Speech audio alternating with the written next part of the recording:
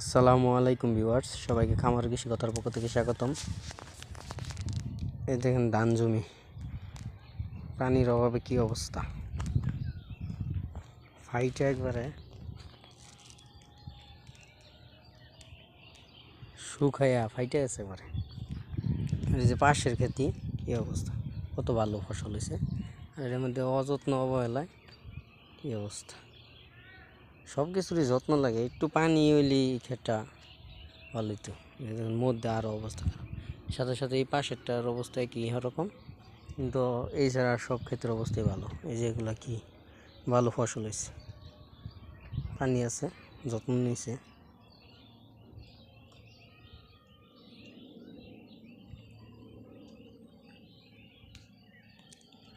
যাই করুক ফসলে যত্ন দিতে হয়। সবাইকে ধন্যবাদ।